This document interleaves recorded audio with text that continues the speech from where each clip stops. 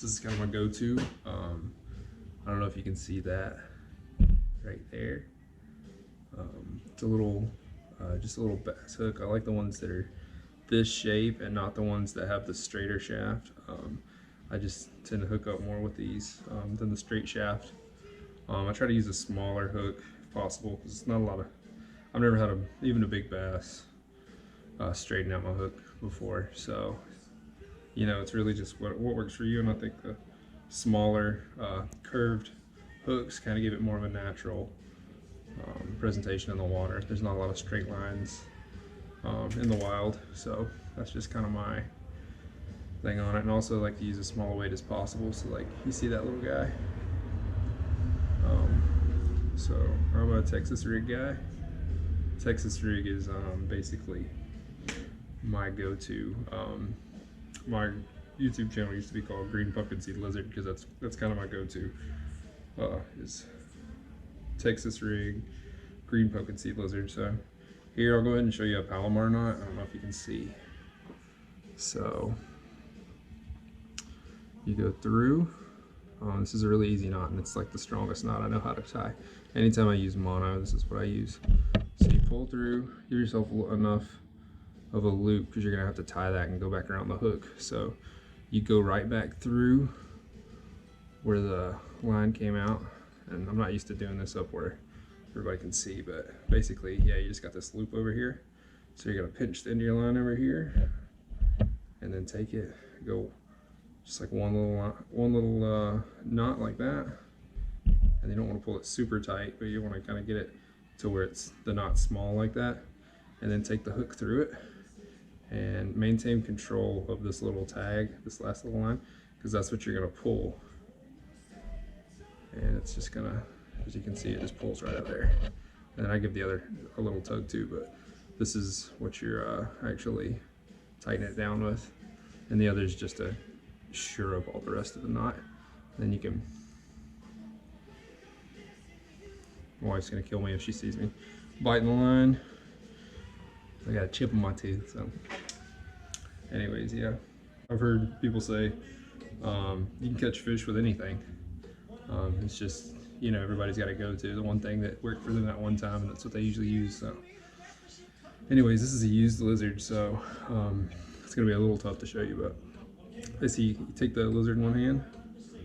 You want to go down through the top. You see it's kind of smashed.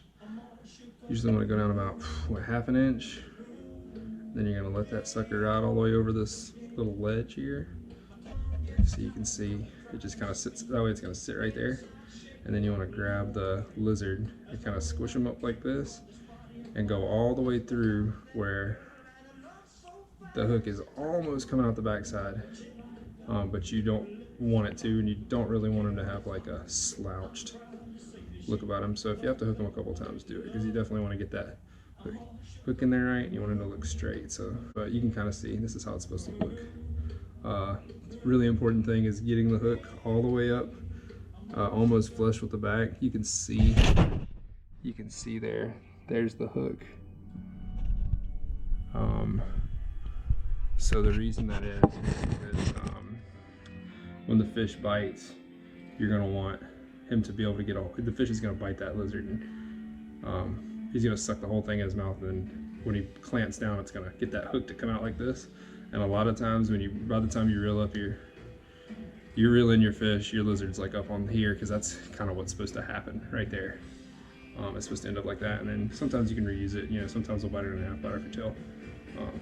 But yeah, that's the really important thing. So I've spent, you know, gone a couple months without fishing, and don't take the time and remember that I need to have it take that much time to get it flush with the back. And I missed a lot of fish due to that, because it's just, you know, one of those things if you don't pay attention, you can overlook it real quick, because it's easy to just, you know, just slop it in there and be like, oh, that's good, but you're gonna be missing a lot of fish. This little, if you're not already hooking it like that, if you didn't already know that, this is gonna increase your hookups big time. So that's one of the tricks that I try to pass on to you guys, because it's a game changer. it's tough around structure because you'll see why in a second. So if I'm doing wacky, I'm probably not gonna have this guy on here. First off, these I don't know what they're called, Cinco or Dinger. Dinger. All right, so when you hook your dinger, you wanna see your dinger flopping right here. You wanna kind of catch it in the middle, and this is real simple. So I think the bag actually says it's got this slit where you can kind of hook it like this, and that's garbage. I've never done that and had success. So I just go right through the middle, and this seems like a really simple thing, and it is, but it works. You just have to make sure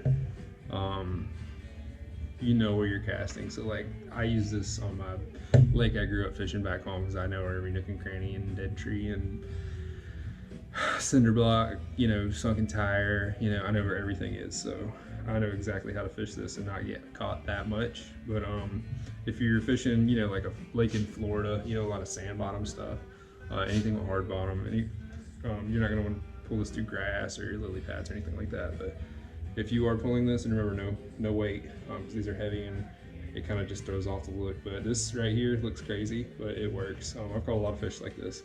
My uncle Donald actually got us started hooking them like this back home in our home lake, and man, that summer we caught a lot of fish. It was just crazy, you know, because like who would think this right here? Because like when you pull it through the water, it just dances, and they just love it. So cool. One other thing, bass fishing, scent. So I've got buddies who laugh and don't use any types of scents, but back home we swear by it. And I've outfished buddies, you know, with green pumpkin seed lizard, a little garlic spray, you know, any kind of garlic spray will work. But they love garlic. I don't know what it is about bass, but they just love garlic. So definitely get some of that. Just get some garlic on your dinger, and yeah. So Texas rig. Key takeaways: hook on the back, almost sticking out but not sticking out, because you want it like right there on the cusp, because if you pull it over some structure and that's hanging off, it is going to hang up. So all right, so that's pretty much hooking your Texas rig, lizards and worms, and went over the dinger and the Whacky Style hook that works super awesome. So all right, get out there and wet your dingers.